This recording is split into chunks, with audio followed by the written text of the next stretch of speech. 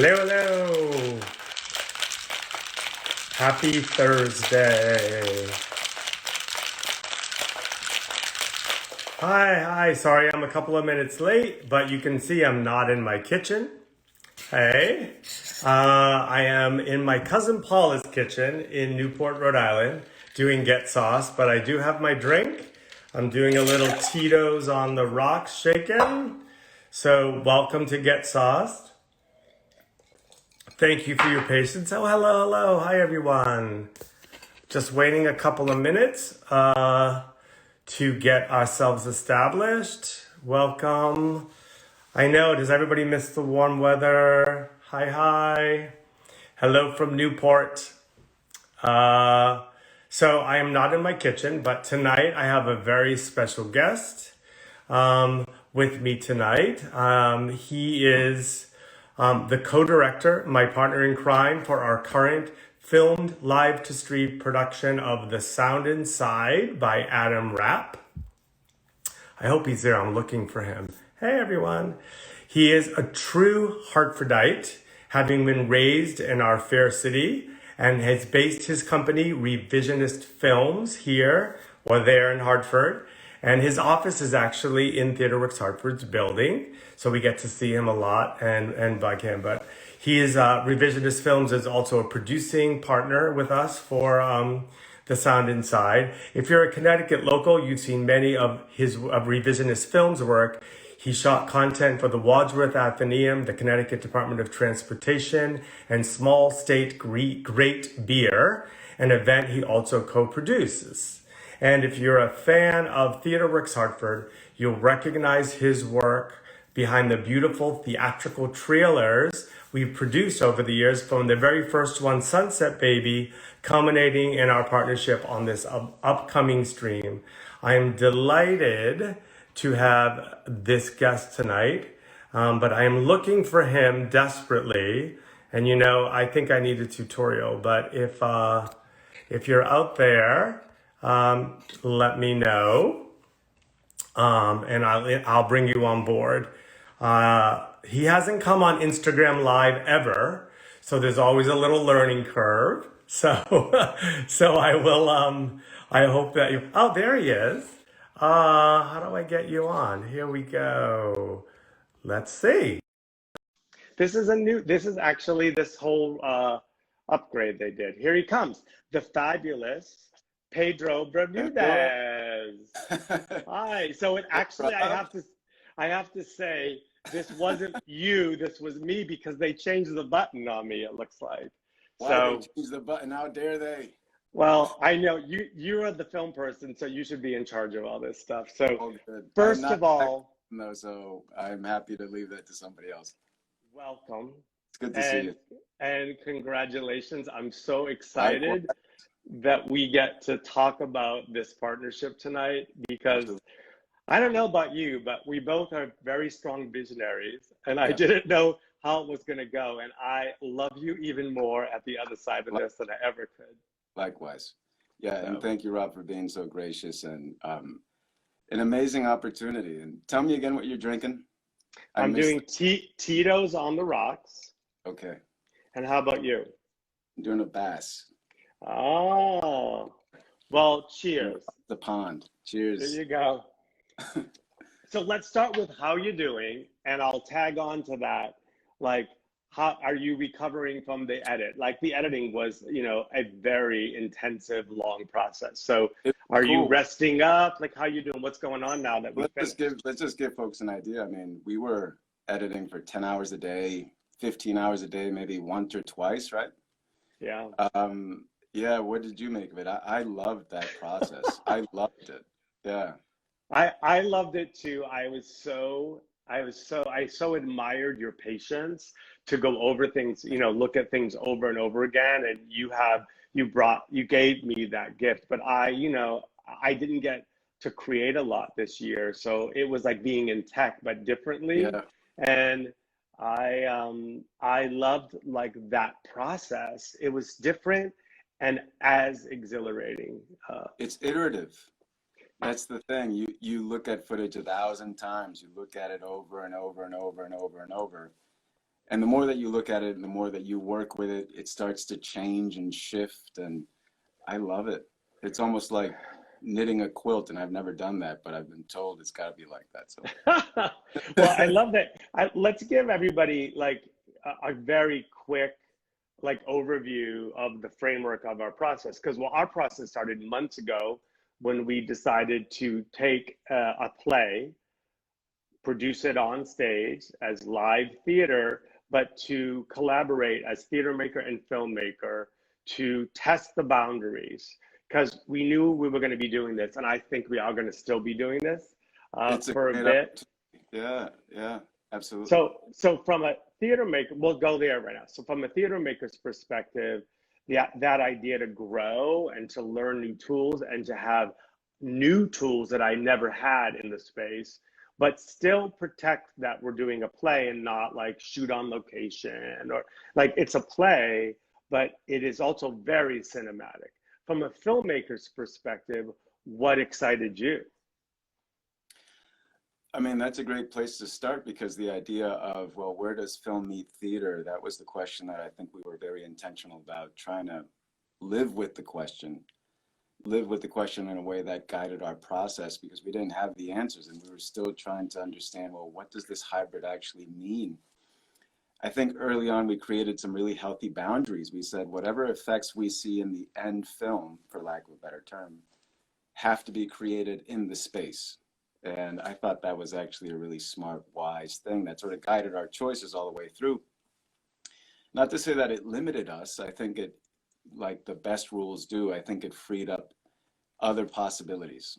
But yeah, what was it like for you? Yeah. I think, yeah. I agree, and I have to give you a shout out, because there was a moment where I almost weakened. I was like, oh, we can just do those images in post. And you were the one that reminded me of that rule. And I think it was absolutely right in all kinds of ways to confine ourselves with keeping the play, keeping everything creative happening in the room. And we did have the gift of editing afterwards, and being able to, that's something you don't get in live theater. If it's a performance and something's off, or a light cue goes wrong, or then it's just over.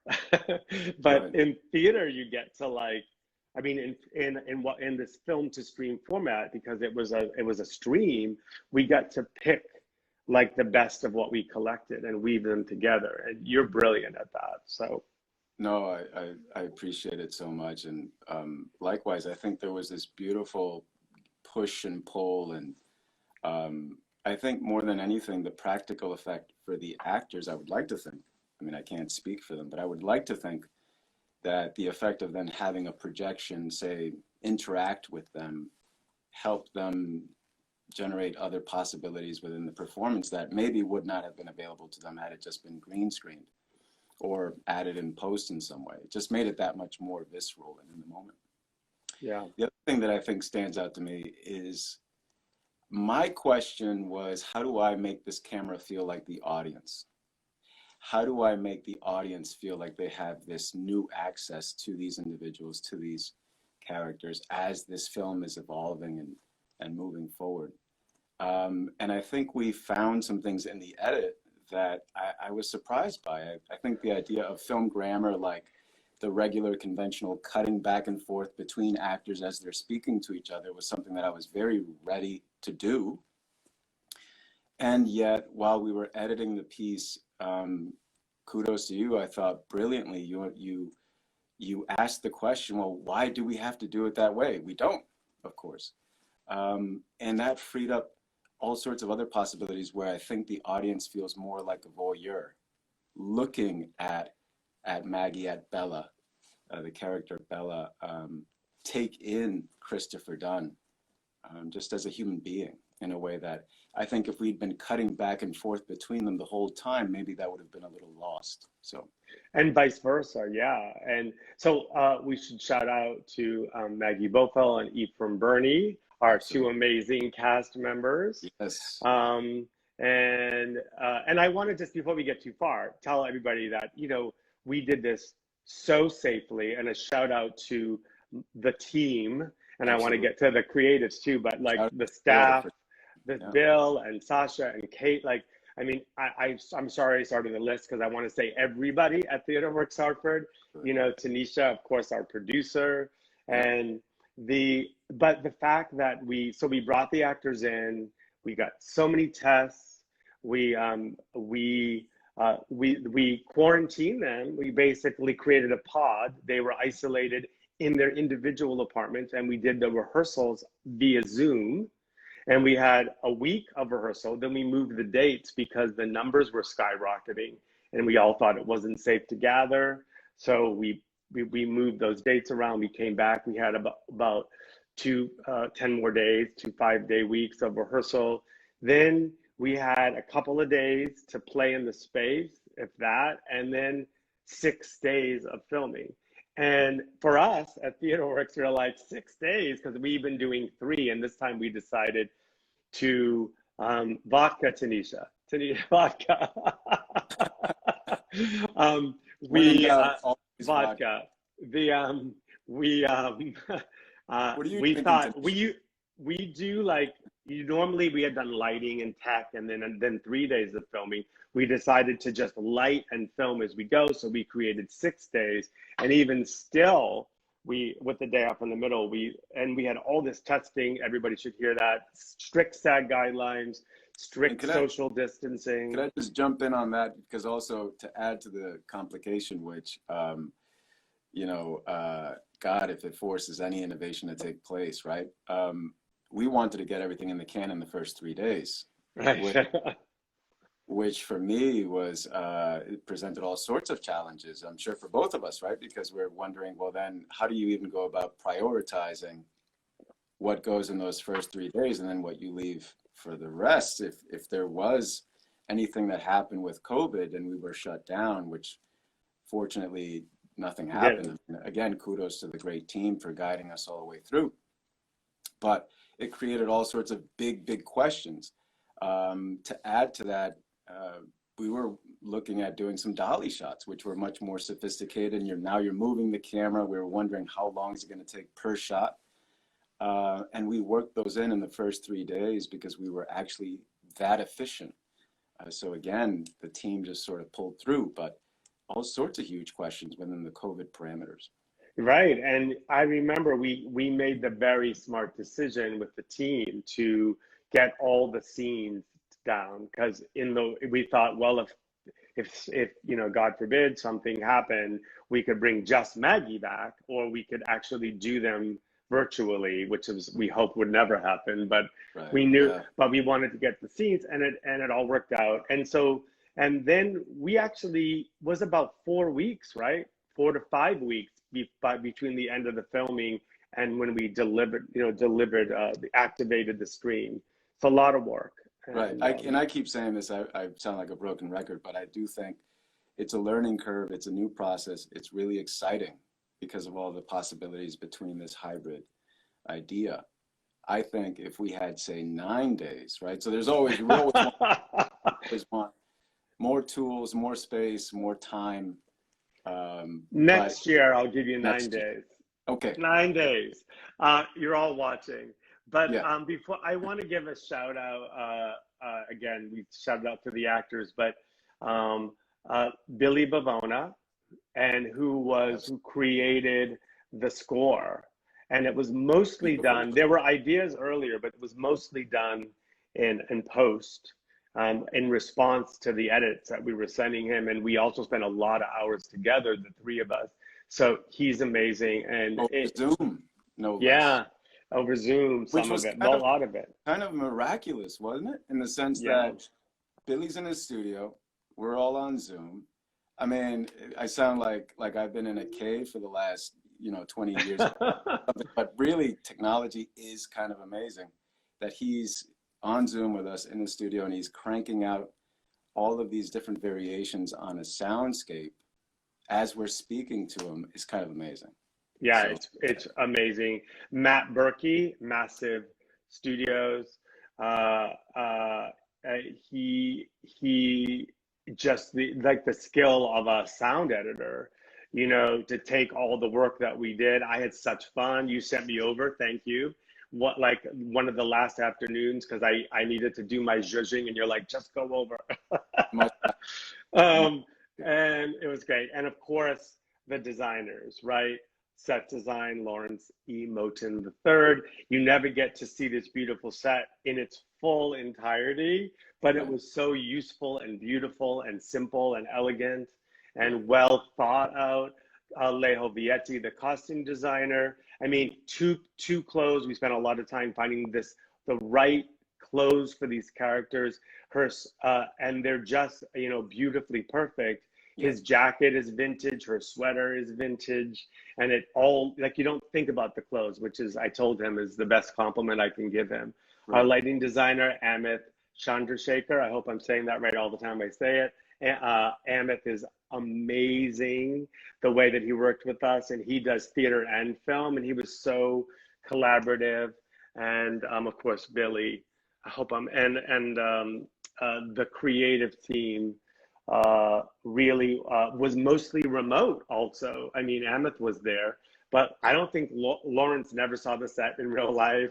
Alejo did his fittings virtually, but I think you join me in saying they did such a spectacular job. I don't know if you want to add to that. Beautiful work, yeah. And I mean, you said it a second ago, the idea that all of these effects and all of this is in the service of telling this story. And to most of the audience, you just never think twice about it because it just feels so natural.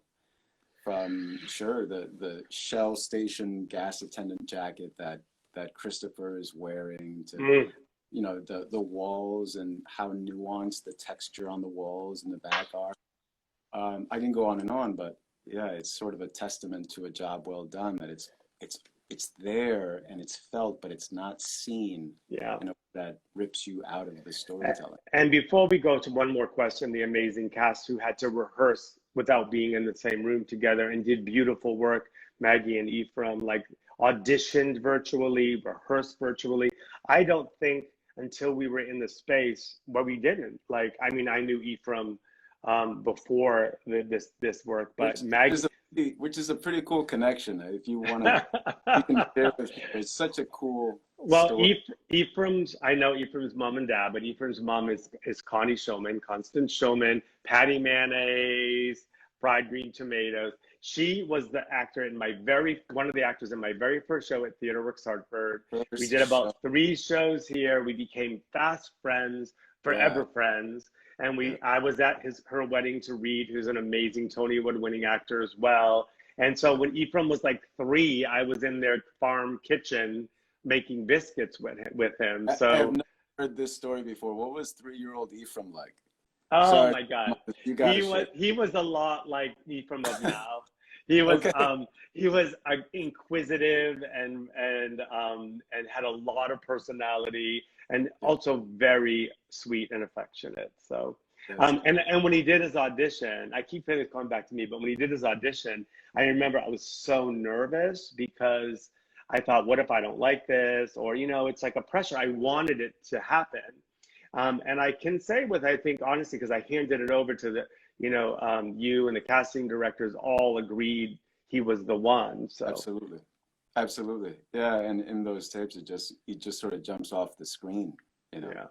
You just see so much promise and intensity, and all the way throughout is just so locked into the character. Right. The focus was there, and it was a marvel.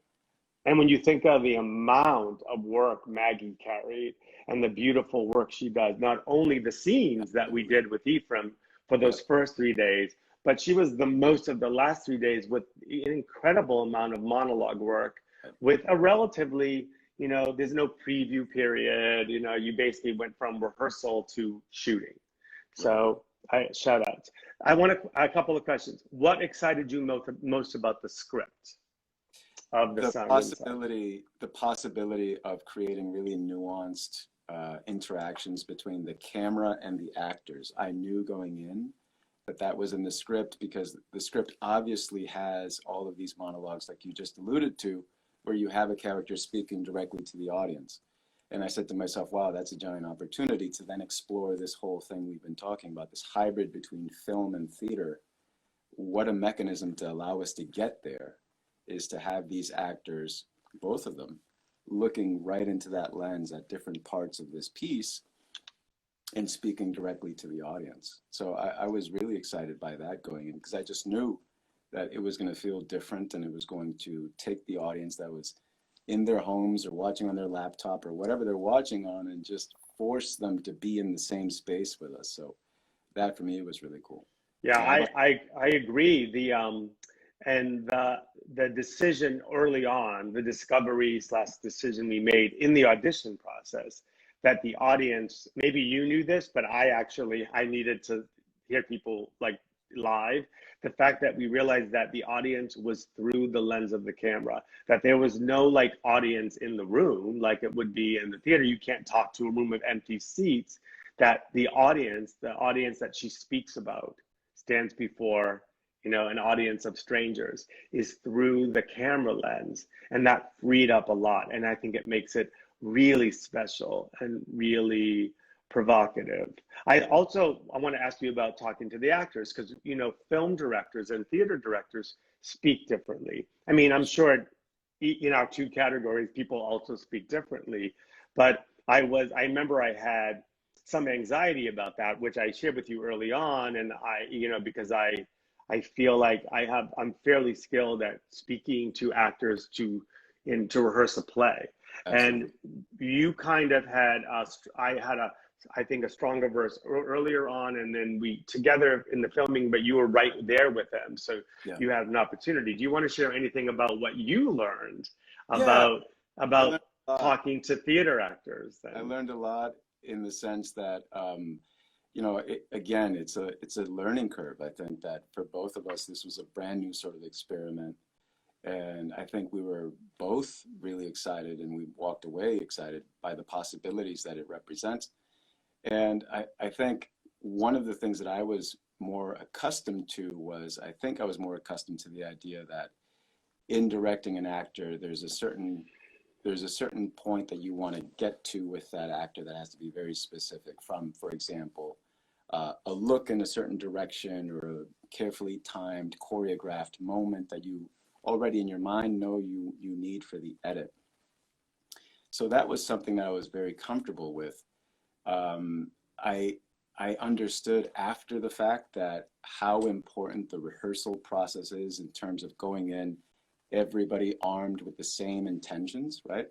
And clarifying and affirming all of those intentions was something that for me, going forward, I'm so eager to apply, to the next one, because I think it's going to get us there faster, more efficiently.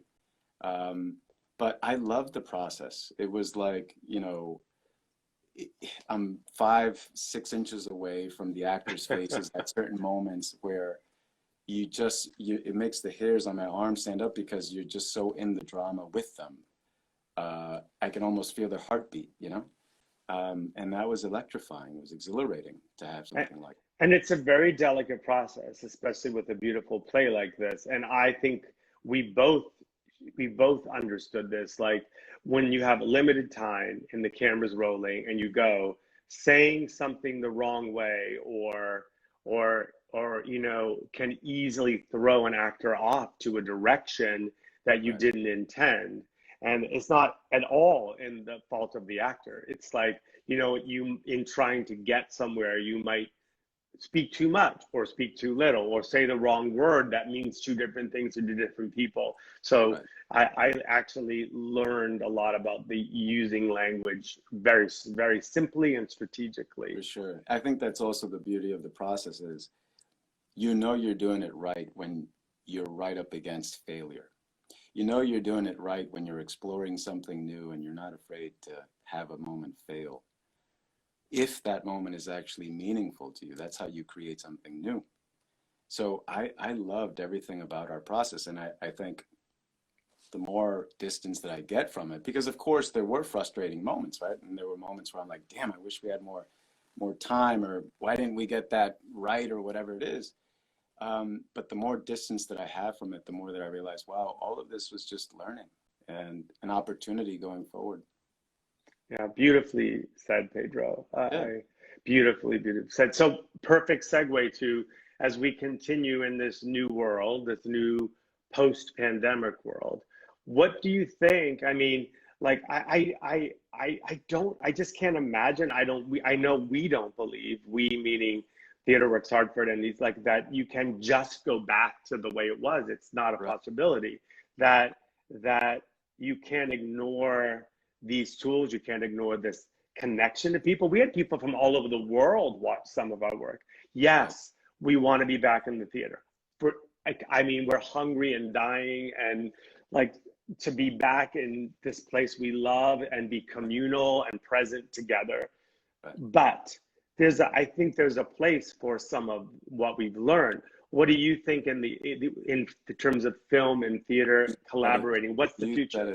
You're making me smile because so before I went to film school, before I got into film production, I was working at ESPN. I was producing sports highlights for a new service called ESPN Mobile.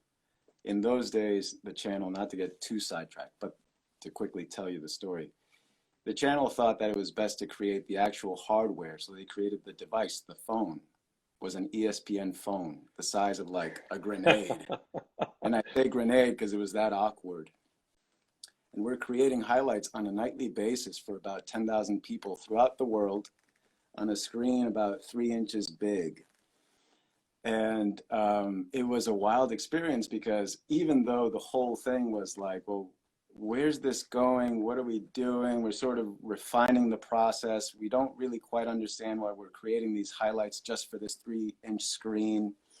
The whole point is the technology was never going to go backward. The technology was here to stay. And ESPN understood that, sure, we can go right out of the gates and try this experiment, but we can't go back to how it was before. And we have to be a leader. We have to innovate within this space because that's where the opportunities exist. Yeah. So you get, to tie it all together, absolutely. I mean, you're making me smile. Yeah, it's never going to go back. And and COVID has created this new zone where everybody's looking at, well, what does it mean to create a virtual experience? And we're not going to go back to where it was before. We just can't. The potential to connect people, like you said, you have audience from all around the world watching now. The audience is bigger and larger than it's ever been before, and that's because of this technology. And so we have a responsibility to forge a path ahead. And huge kudos to TheaterWorks for leading that path. And it's no judgment on organization. I mean, everybody's having a tough time, but it takes courage and guts in the year that we've had to make a commitment to say we're going to keep producing. We're going to put out work in this space, and we'll see what happens. And so, yeah, huge kudos to TheaterWorks for making that decision. I'm sure it must have been really difficult to make, but you've made it, and that I think makes TheaterWorks, it places you in a position to lead. Oh, thank you for those words. I'm really touched. I'm a little bit speechless, but because we've worked really hard, and everybody has felt the pressure. Everybody has felt the doubt and the fatigue, and everybody on our staff has and the joy. And yet I am completely proud of what we have done, and I feel that I'm just very touched that you say that. I wanna ask you about Hartford, because before we go into the game, because I knew that this would be so easy to use up this time. It's like, oh my God, but you're from Hartford. And we have to have more of our drink too, because my drink is good. Well, I'm drinking, so you're doing all the talking. Okay. So I got to go back because I switched my order. Tell me about growing up here, what your connection to Hartford is, why you chose to root your business here. You have a strong connection to Hartford, the Hartford community, and we love that. I've been exploring, and yeah, TheaterWorks is family. You guys are my family. I have my office here in the TheaterWorks building. When I got out of film school, while I was finishing up film school, I'm in Los Angeles at the American Film Institute, and I'm looking at whatever that next step was going to be.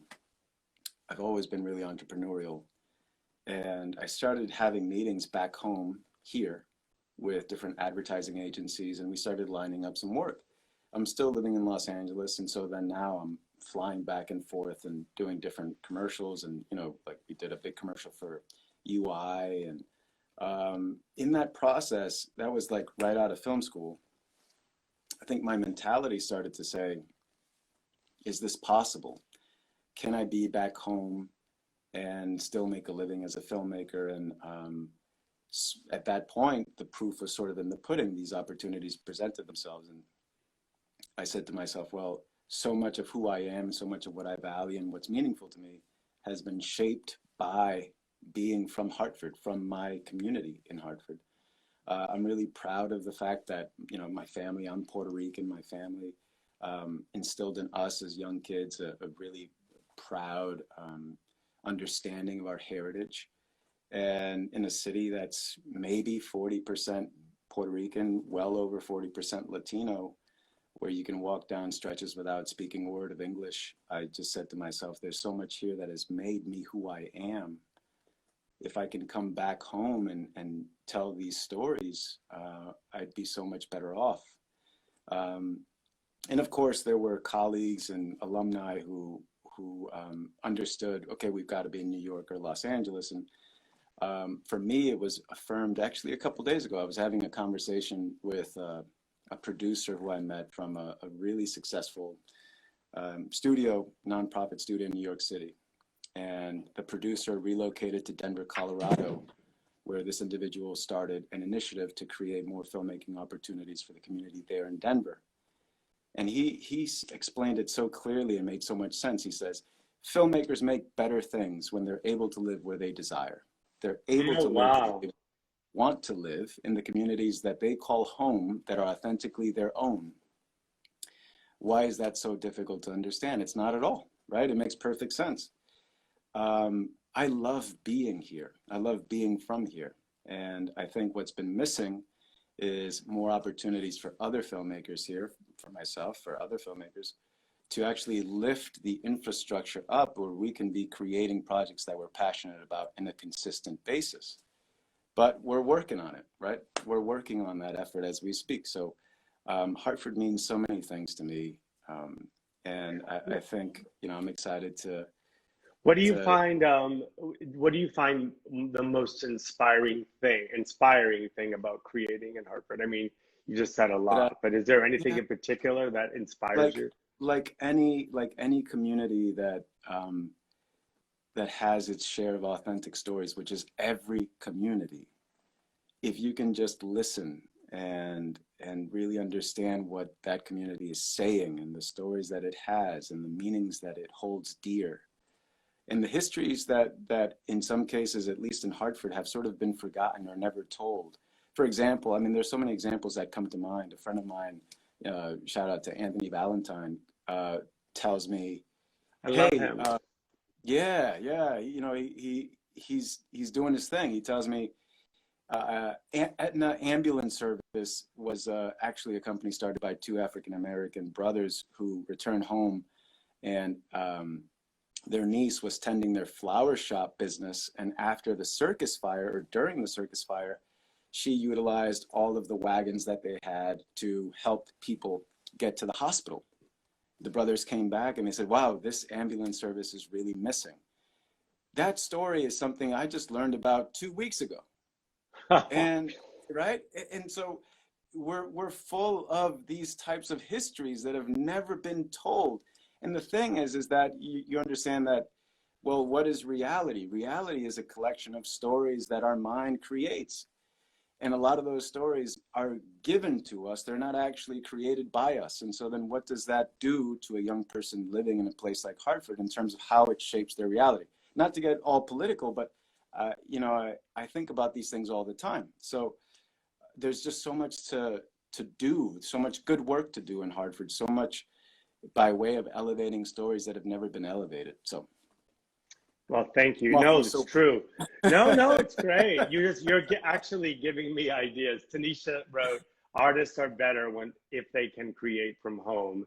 And Yes. the pandemic has shown us we can be anywhere, which I absolutely agree. You know, I was like always traveling, and there's something really special and lovely about being home and creating and feeling like we're moving something big forward. Yes. Yes. Yeah, totally. All right, it's game time. We're gonna have to do this again sometime when we do next year's project. You got it. So we always got to end with some fun. You're a filmmaker, and we thought we'd ask you about other things that make film. Yeah. Okay, it's multiple choice. What is the term for the film that forms on warm milk? And I'm going to be bad. Casein tissue, lactoderm, suspension cream, or milk hot? I'm going to be terrible at this game. I'm just going to say lactoderm because it sounds... You are correct. Okay. All right. Extra credit. True or false? Marshmallows or whipped cream added to drinks after heating prevent that skin from forming? That is really complicated. It's a toss-up. I'm going to say that's false. Probably wrong. It's true. Knew it. If you add marshmallows or whipped cream to a hot drink, that film won't fall. So these crazy things. Okay, here's one more. Those of us in New England know that spring brings a flood of pollen from all over the flowering trees. Beautiful, but it creates a dusty film on cars, windows, outdoor furniture, umbrellas, and grills. Dogwood pollen, and we have a million of those trees around my condo, mostly closely resembles which of these Benjamin Moore paint colors? Dogwood pollen most closely resembles which of these Benjamin Moore paint colors? Luminous Days, Yolk, Golden Nugget, Nacho Cheese, or Yosemite Yellow? Wow. Impossible repeat them? question. No, I got it. I'm gonna say Yosemite Yellow. Good guess, but Golden Nugget. Golden Nugget.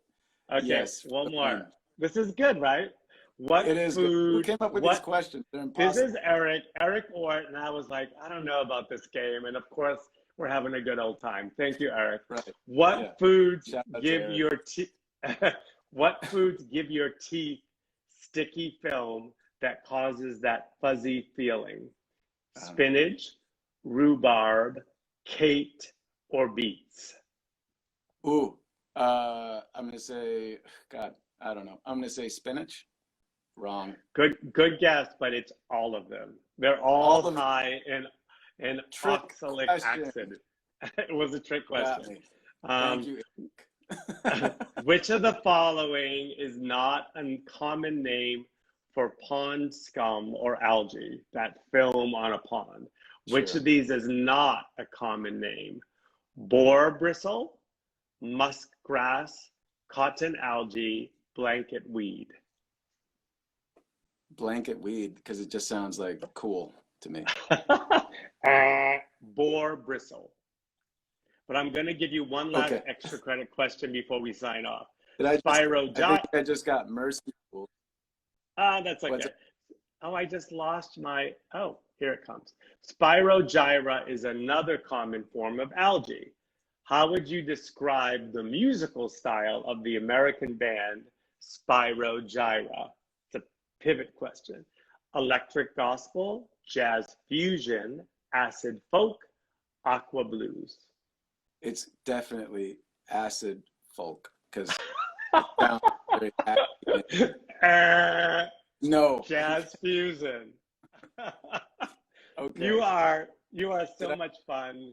You're so serious usually, and it's nice to see you having beer and a cocktail together. And but I can't finish up tonight without saying again, you are an amazing talent. We are so grateful to have you as a partner with Theater Works Harvard. And it's like not just on this film to stream play. We've been partners for a long time, and we get so many gifts by working with you. So big hug. Love big you guys. Hug. Love you too. Don't go away. Thank you all for joining us tonight. It's been a pleasure to have you here on Instagram Live. Watch the stream. You go to twhartford.org to see, to get access or become a member of TW Hartford and get access to The Sound Inside by Adam Rapp, an amazing play, a labor of love for us. Social distance, wear a mask, wash your hands, get your vaccine. I just had my second one. Stay safe. Good night. Good night.